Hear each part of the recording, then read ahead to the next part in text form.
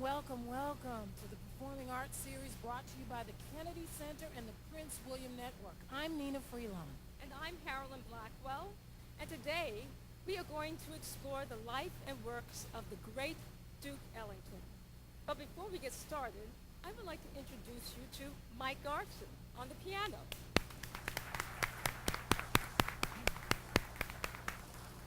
Now, Mike is not only our pianist, but he is also our arranger. He arranged many of these songs for us.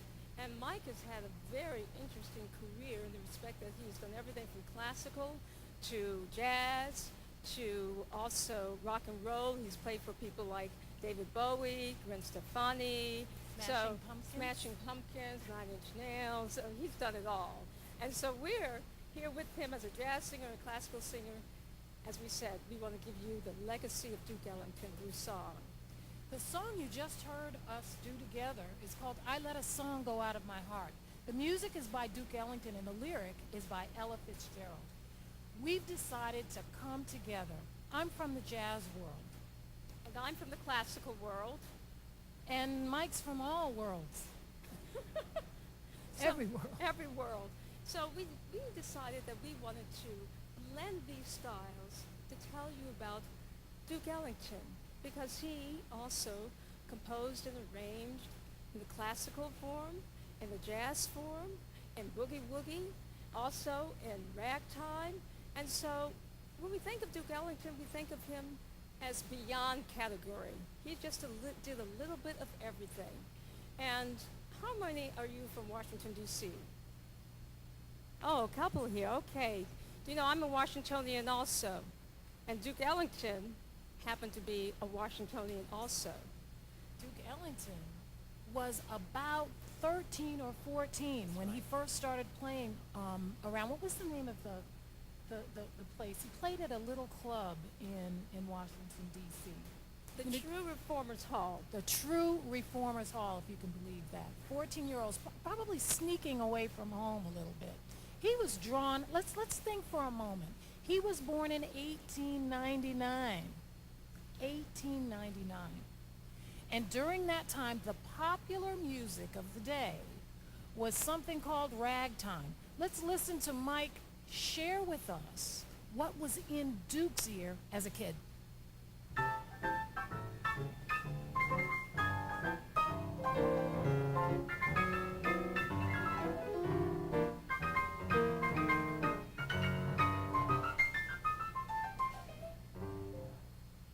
There was also a piano in the parlor of his house, and his mother and father both played piano.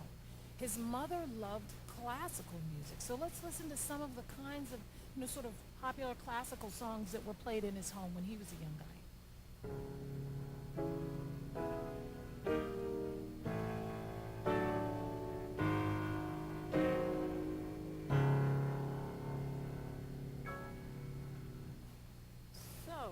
Mike, how old were you when you started playing the piano? I was 7. 7. 7? Wow. That was late. I wish I started at 3. But, you know, the thing about it is that, like you starting at 7 and Duke starting at what? 14. 13 and 14. Well, he probably started playing about 7, but really his first job was at 14. But we realized, again, his contribution is just started here in Washington, D.C. at a young age of 14. And we want to let you see a short video about Duke Ellington. So, why don't we watch to the left, and we'll find out more about Duke Ellington. Duke Ellington's career spanned more than 50 years, during which he wrote several thousand compositions, appeared in over 20,000 performances around the world, and received 17 honorary doctorates, several Grammy Awards, and was awarded the Presidential Medal of Honor, the nation's highest civilian award. The United States of America has produced many brilliant, memorable musicians. Gershwin, Bernstein, Louis Armstrong, Hank Williams, and John Coltrane, and Ray Charles. Ellington stands in a very special place. I consider him America's greatest all-around musician, composer, band leader, orchestrator, arranger, accompanist, and soloist. Nobody did all of them as brilliantly as originally and as memorably as did Duke Ellington. Born to musical parents, Edward Kennedy Ellington was raised in a house filled with sounds from their piano. The piano was a fixture in every middle-class home. His parents had a piano. His parents made music. It was really pretty natural for him to gravitate towards the piano. And once he started playing in public, he found there was a pretty girl at the end of the piano keyboard, and after that he said, "I ain't been no athlete since." Drawn to the syncopated melodies of ragtime music, Ellington decided to pursue a career as a professional musician. In 1918, he formed his own group, the Duke's Serenaders. He got his first gig as an early teenager playing at a place called the True Reformers Hall. He got a whole 25 cents for the gig and was so excited to be paid anything, he rushed home to his mother a couple blocks away and showed her with great pride. And after that, he and his band started playing for dances and then society engagements and fox hunt balls and things in both the black community of Washington and the white community. After having much success in the Washington, D.C. music scene, Ellington made the fateful decision and headed for the big time, New York City. Ellington was an ambitious young man. He was doing very well in Washington, but he decided New York was the place he simply had to be. That's where the action was. That's where the big white way was. Broadway, Harlem. All the famous names were being drawn to New York, and he had to prove himself in the ultimate musical testing place in the United States, New York. After a rocky start, Ellington's orchestra landed a job as the house band at the Cotton Club, New York's most prominent nightclub. The orchestra's engagement at the Cotton Club proved successful for the band as they gained national recognition through their recordings and radio broadcasts.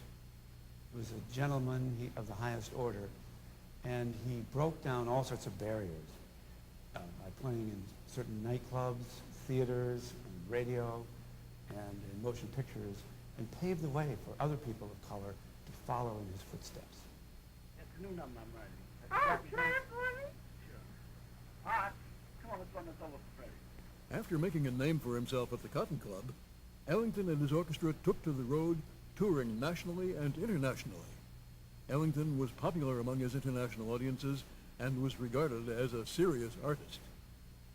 Duke Ellington was one of the first musicians that I was aware of who went to Europe and played for the Queen and who transcended American boundaries. And most people were just fascinated by the music that he brought because, first of all, it was different. And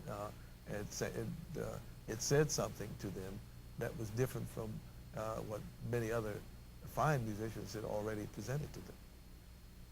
Throughout the course of his career, Ellington evolved as a composer and was continuously exploring his musical imagination. It was constantly evolving and changing. And yet, there were certain Ellington sound trademarks that mark his music as his.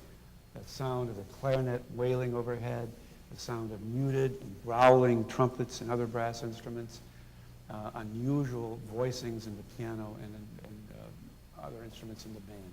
These all made his music sound distinctly Ellingtonian. Ellington's trademarks emphasized the individuality of each of his players. Often writing entire songs for individual musicians, he wanted to present the talent of his band members like Johnny Hodges. As a musician, Ellington had a very personal way of talking to his audience and showcasing the special artistry of the musicians that he was presenting.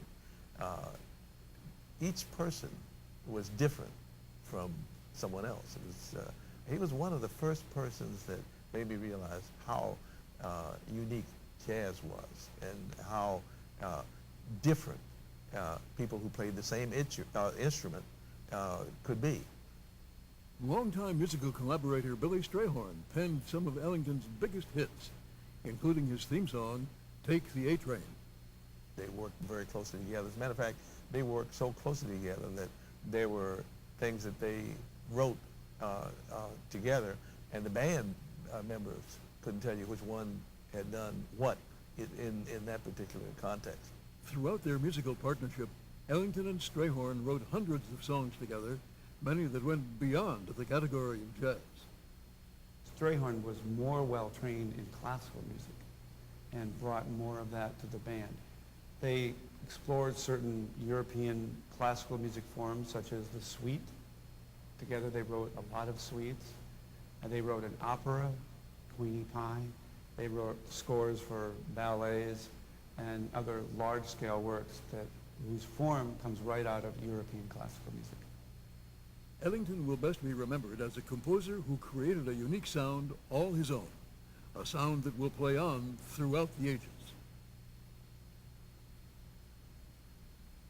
The Duke Ellington legacy. What does he have to teach us, those of us who are living many, many years after his birth and death? He was a creative person, a hungry person, just like you are. This song that I'm going to sing next showcases Ellington's conversational style. He wrote in such a way that you could imagine the melody was having a back and forth conversation. This song is called Don't Get Around Much Anymore, and I'm just going to give you a little something to listen for. See if you can hear the back and forth conversation.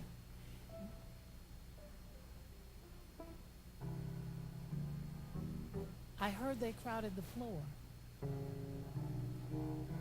I couldn't bear it without you. I don't get around much anymore. I thought I'd visit the club. I got as far as the door. Couldn't bear it without you. Don't get around much anymore. All right, let's do the tune.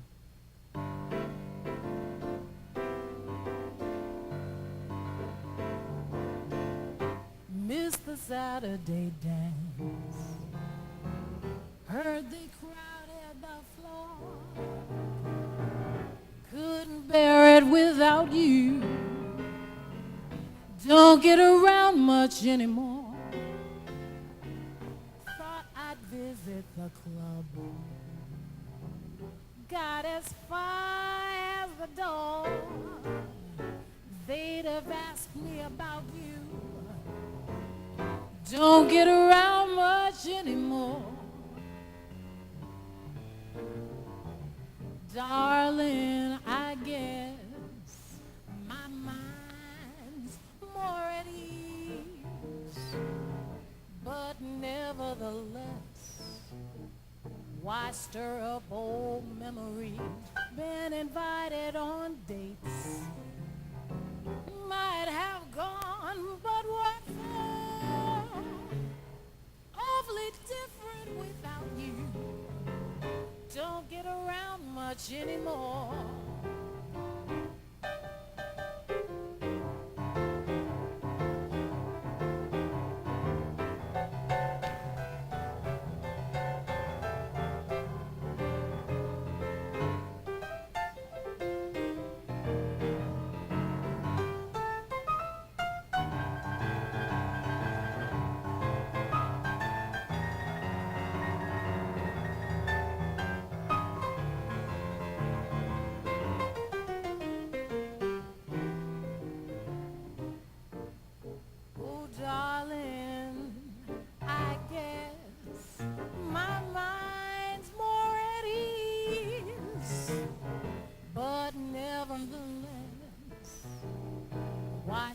Of old memories, been invited on dates, might have a gone, but what for? Awfully different without you. Don't get around much. Don't get around much anymore.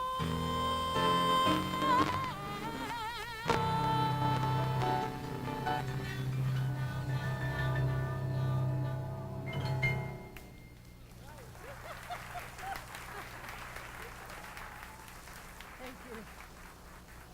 That's fantastic, Nina. That's one of my favorite songs.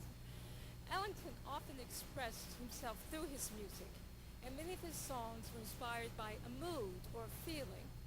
And this next song, Solitude, I want you to listen to the lyrics and think about what Ellington is trying to say.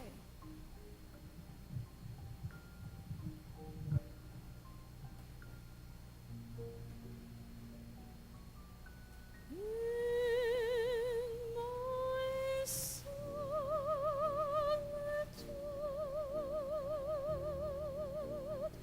you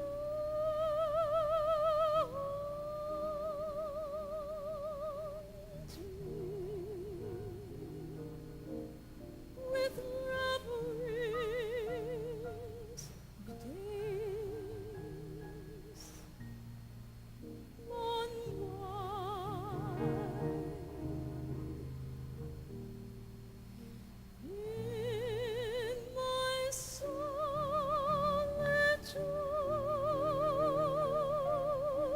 you taunt me with memories that never die.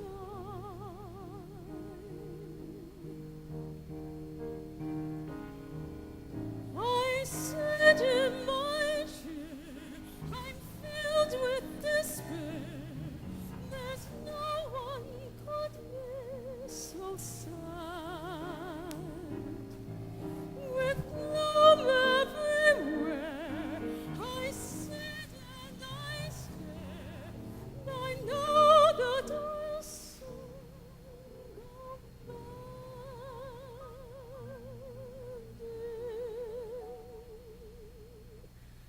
My solitude, I pray.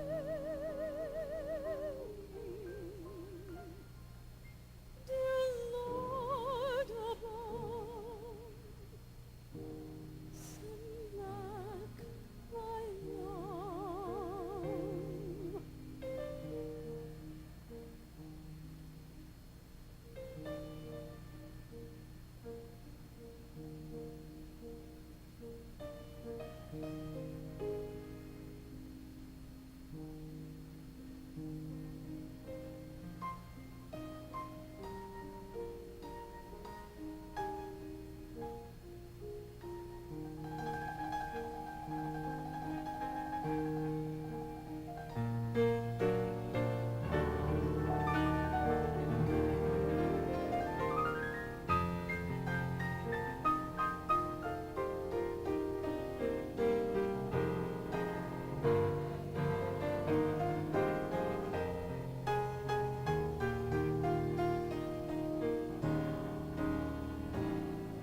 I sit in my chair, I'm filled with despair.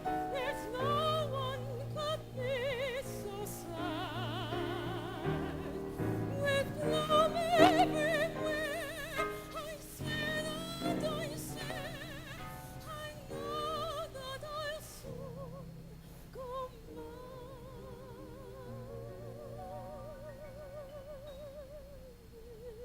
My solitude,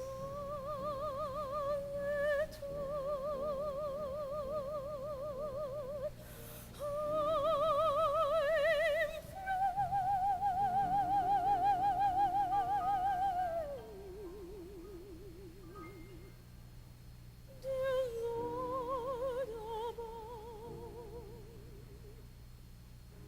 send back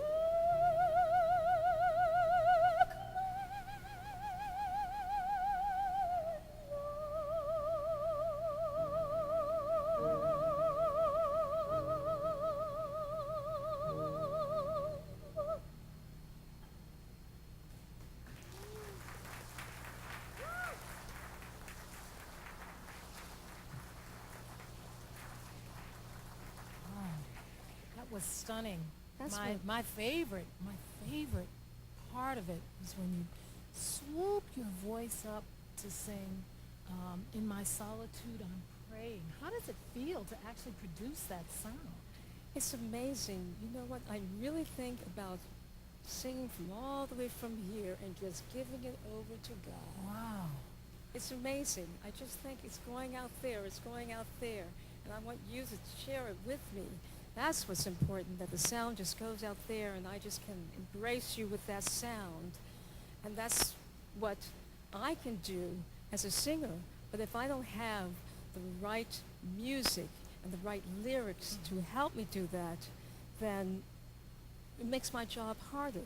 But that's what was so great about Ellington, was that you just go back to the words and all of a sudden you just find the inspiration. And then you put the words and the music together and you find even more inspiration. Just the same type of inspiration that I have found as a classical singer from so many of the great composers that influenced Duke Ellington. And some of them that influenced Duke Ellington was, one person was Beethoven, and I think you might know Beethoven. Can you do the fifth for them? You know that tune? That's Beethoven. The other person was Tchaikovsky.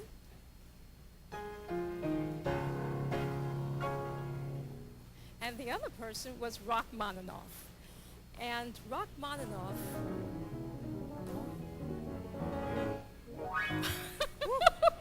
Oh my goodness. That's Rachmaninoff. Woo! Now, Rachmaninoff, as I said, influenced Duke Ellington. And he wrote a beautiful vocalese. And a vocalese is basically a song that is sung on O, ah, or in jazz we call it, what, Nnenna? We call it scat singing. Just as Harolyn has a wonderful vocal tradition called vocalese, we have one called scat singing. Not using words, but using vowel sounds and syllables in this kind of way.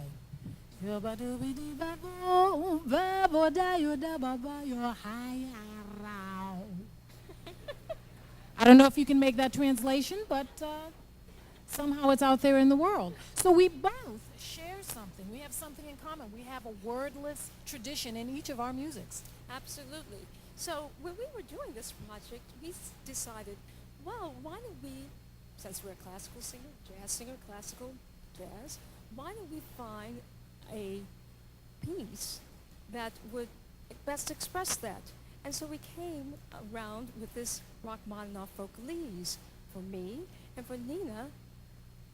There's a song that Duke Ellington composed called I'm Beginning to See the Light. Now, let's for one moment think about Ellington. A young African-American man born in 1899, growing up in the 20s and 30s in Washington, D.C., which is basically a southern town. He's bathed in classical music, ragtime, as we've said before, but he's a hungry individual. He's a curious individual. So this arrangement that Mike, Harolyn, and I came up with was inspired in part by his hungry creativity, his resistance to being put in a box. So we have the wonderful vocalese, and if you'll play a little bit of that so we can hear that.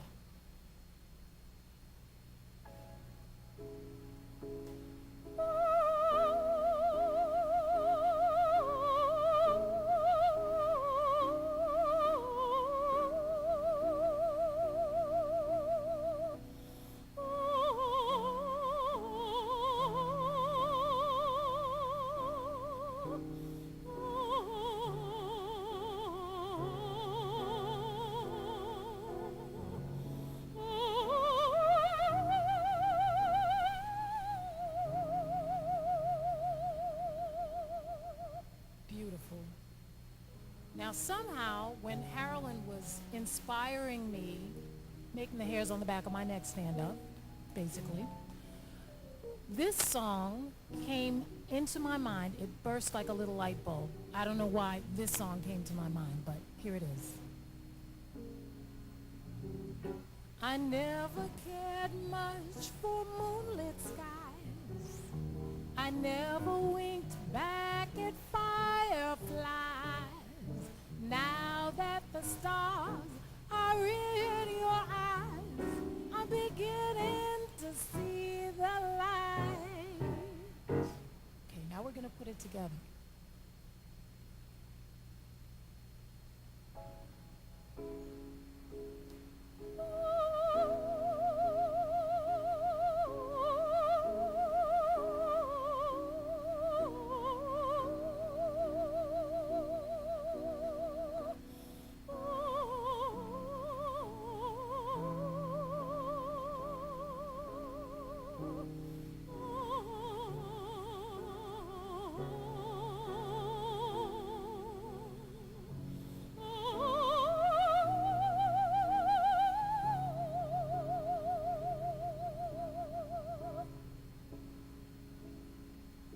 I never cared much for moonlit skies, never winked back at fireflies. Now the stars are in your eyes, I'm beginning to see the light, beginning to see the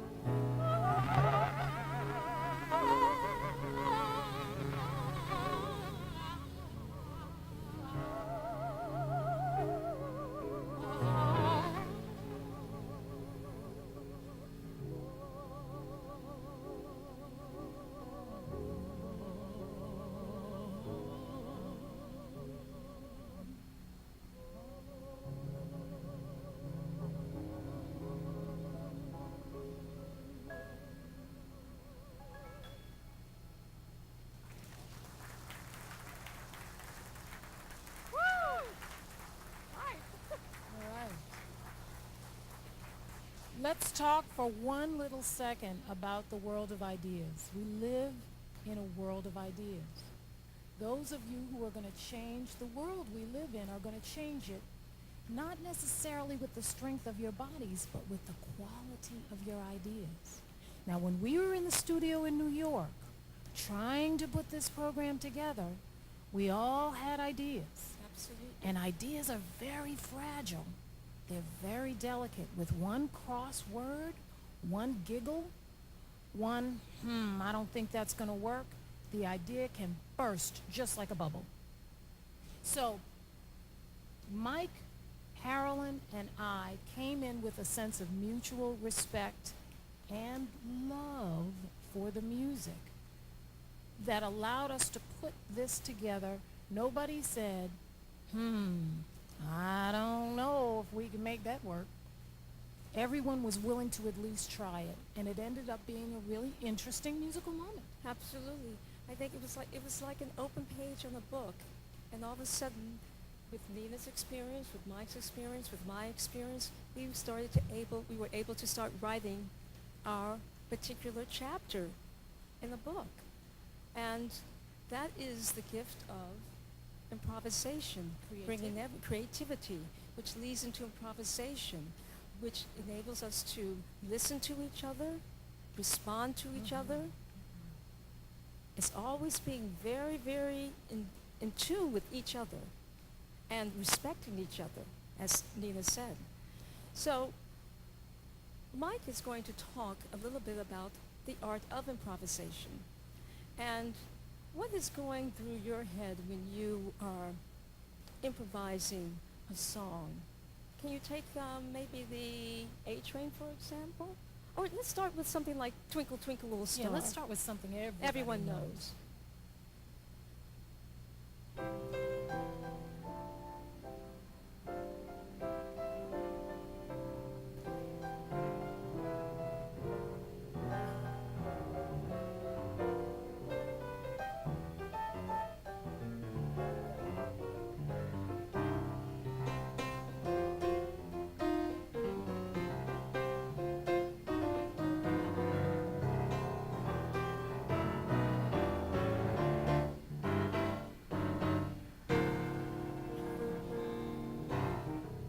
that star Wow. is doing. Woo!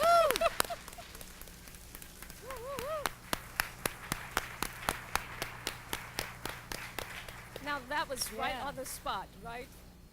Let's talk about You it. surprised, you surprised me on that. That's all right. We knew you knew this. We knew you knew the song. Yeah, Mike. Now, Ellington was a pianist who was very creative and an improvisational person, was he not? Really so. Let's talk about Ellington a little bit as the pianist.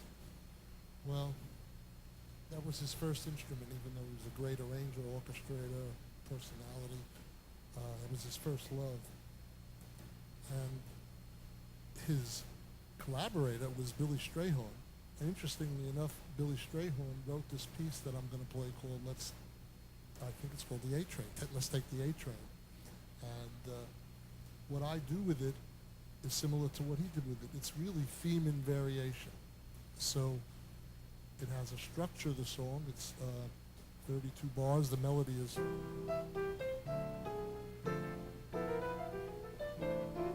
It's like that. And then the middle part...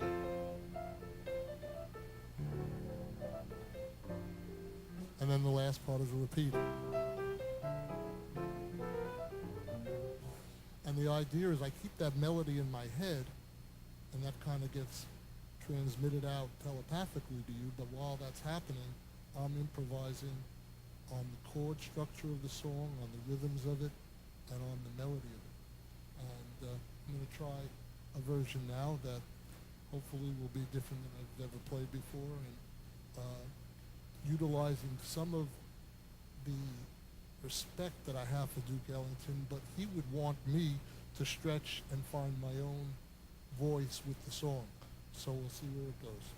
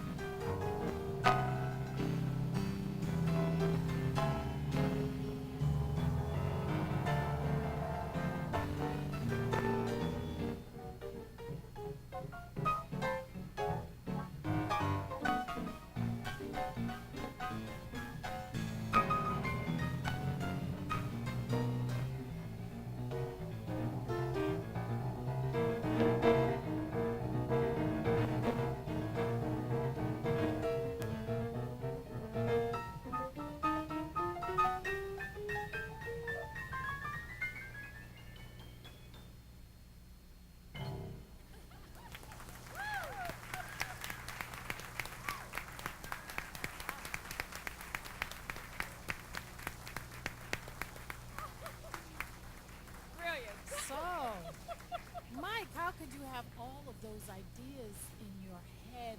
You got to be a little schizo. Wow. It's kind of like, when you're having a conversation with your friends, you don't think of the words you're going to say. You have an idea, and the words just come out based on what you're trying to say. The prerequisite, that's your language. My language is the piano. And I studied very hard the laws of rhythm, harmony, and melody. And you get it, you practice the scales, and you do thousands of hours. And I used to practice 8 hours a day for 20, 30 years, every day, warming up.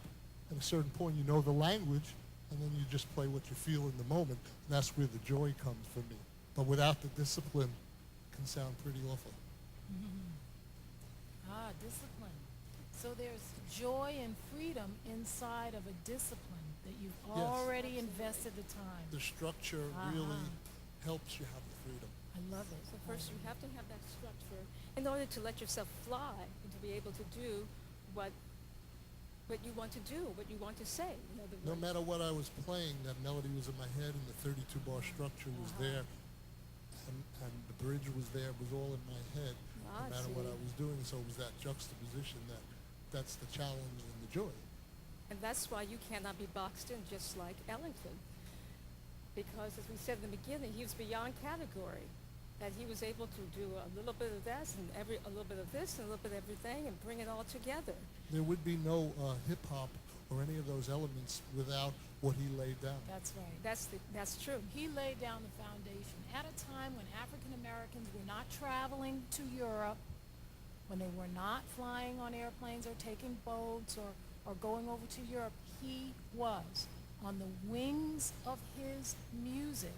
He was taken far from his home to do what it was that he loved.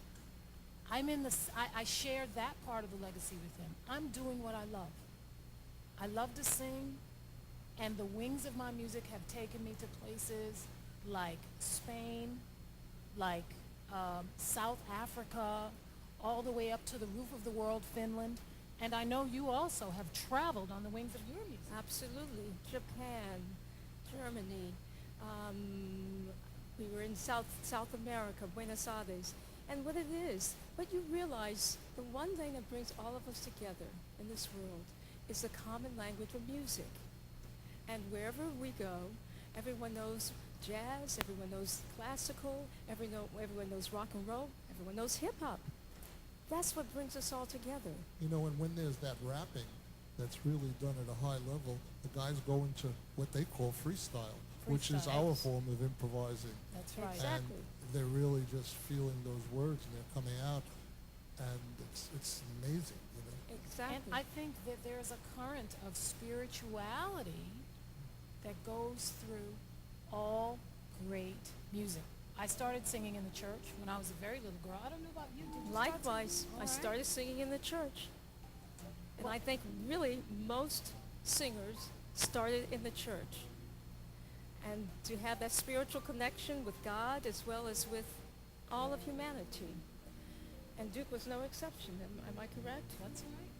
And this next song, Come Sunday, is a part of Duke Ellington's Concert of Sacred Music. And he wrote this in the latter part of his career. And it's one beautiful song expressing about what happens to us on Sunday morning. That's right. Or Saturday morning, depending on what church you go to, or maybe even Friday, or any day is a good day to celebrate. I'd like to read you a little bit of the poetry that goes along with the song because I think the words are so compelling.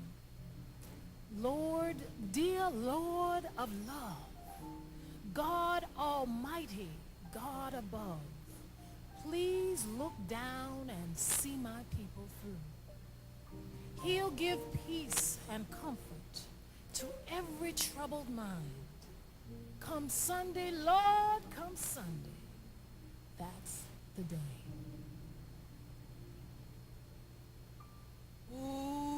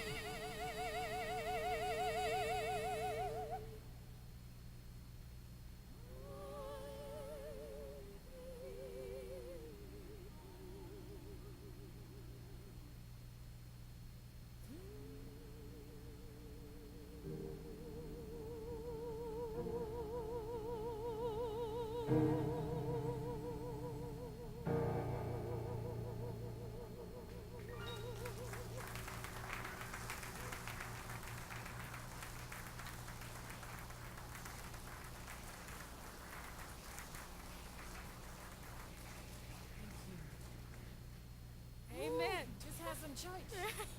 On a Monday. I don't know.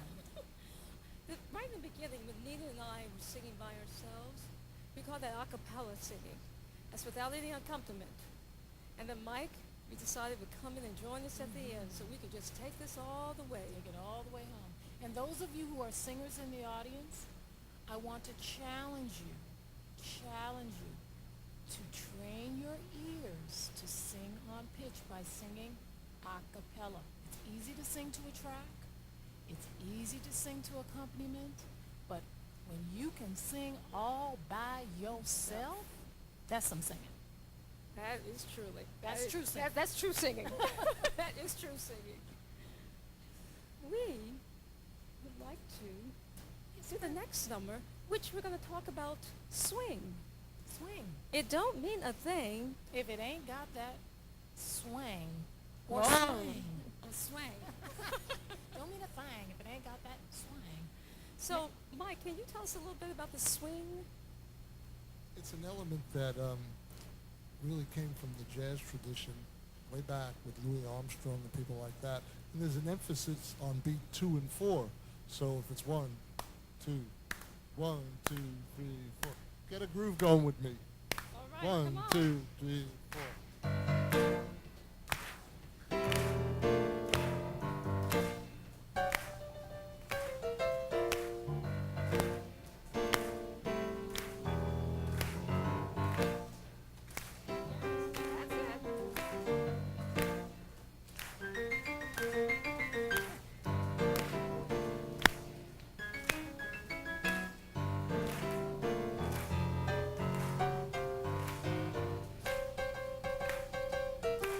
That's it. All right. Thank you. This Well, song, it's like I'm preaching to the choir, right? There You you guys go. have it, no problem. You could be in my band. that's right, we'll take you on the road with us. Okay, so in this song, I know you've heard of songs that have hooks. It's a repeated phrase, musical phrase, or it can be a lyric phrase that's repeated, and it's something that we return to again and again in the body of the tune that actually gives part of the identity of the tune. In this tune, in this song, it don't mean a thing if it ain't got that swing.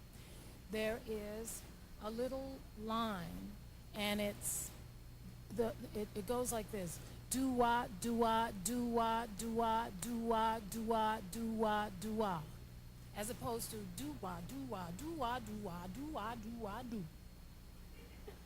It's way too white. That would be it. It absolutely has no swing. Do wah, do wah, do wah, do wah, do wah, do wah, do. That's not swing. That's not swinging. Do wah, do wah, do wah, do wah, do wah, do wah, do wah, do wah. Do you hear the difference? Yeah, the one is like riding on a camel, and the other is walking like one. Maybe You think they could do doo-wahs with you? I don't know. They're a little new at this. Let's I don't try know. it once. Let's I gotta try. hear it. We'll step on a faith. Ready? Do wah, do wah, do wah, do wah, do wah, do wah, do wah, do wah. Don't clap. Use your eyes. Do wah, do wah, do wah, do wah, do wah, do wah, do wah, do wah. These people right here have to do wahs This together. section is they're hanging over here. This All section right. is hanging over here. Peace in the valley. Who wants to rap over that? Okay, now hold on, hold on. You're opening up Can of a worms. can of doo-wahs. Peace in the valley. Peace in the valley. It don't mean a thing if it ain't got that swing. It's sort of an inside joke. It's a musical joke for the band because there's a lot of music out there. If you were hip, you could swing. If you were not hip, you couldn't swing. So, this tune, I want you to listen for the hook I want you to listen for the swing. And I'm going to ask Mike to tell us a little bit about how he came up with the idea for the arrangement in the first place.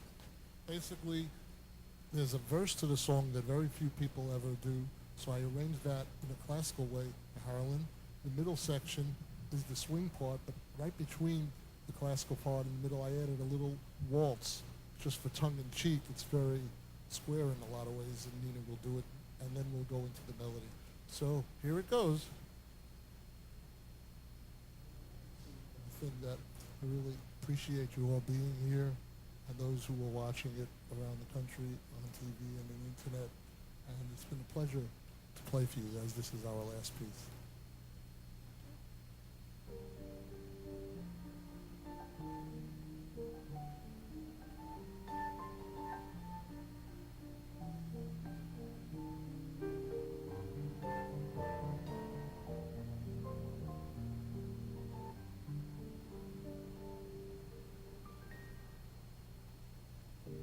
What good is melody? What good is music if it ain't possessing something sweet?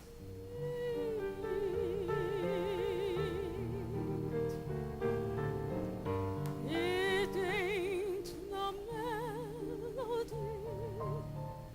It ain't the music. There's something else that makes the tune complete.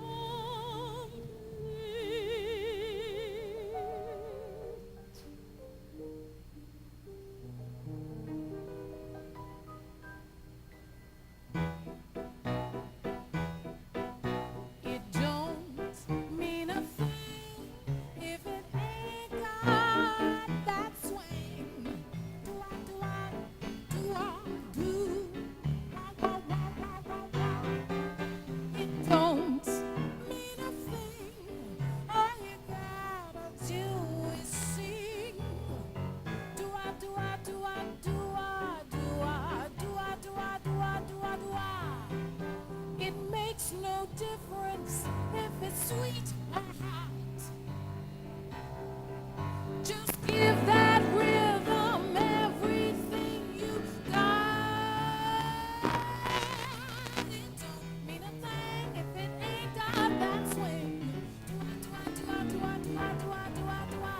It don't mean a thing. All you gotta do is sing. Do I, do I, do I, do I, do I, do I, do I, do I. It makes no difference if it's sweet or hot. Just give that rhythm everything you got. It don't mean a thing if it ain't got that swing. Do I, do I, do I, do I, do I, do I, do I, do I. Be-little-dee-dee-dee, be-be-do-by your dad. Do I, do I, do I, do I, do be-be-do-day. Be-little-dee-dee-dee, be-be-do-dee-dee-dee. Do I, do I, do I, do I, do-dee-dee-dee. Ba-ba-be-be-dee-do, be-little-big-you-day. Be-big-you-ba-da, ba-da-ba-da-ba-ba-be-be. Don't be the thing. Ain't got that swing. Do I, do I, do I, do I, be-be-be-be.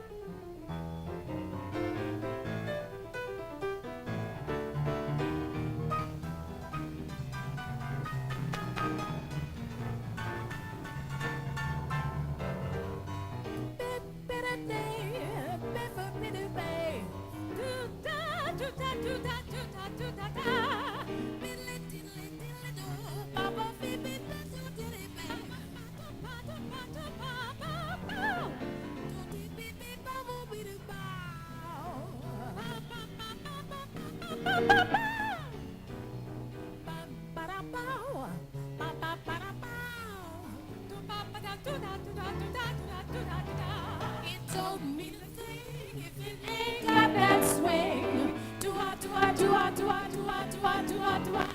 It don't mean a thing. All you got to do is sing. It makes no difference if it's sweet or hot. Just give that rhythm everything you got. It don't mean a thing if it ain't got that swing. Meet the artists after the show. You and your students can ask questions of the artists after each broadcast by emailing us at kcperfarts@aol.com. Don't forget to visit us online. There you'll find dozens of archived programs from previous seasons that feature artists such as members of the National Symphony Orchestra, Ballet Hispanico, the Billy Taylor Trio, lyricist Stephen Schwartz, cast members from MAME, and many more. Prepare for each program by downloading the study guide. Each guide includes background information about the artists, instructional activities, and additional resources to use in the classroom. The Kennedy Center Performing Arts Series, bringing the arts to your classroom.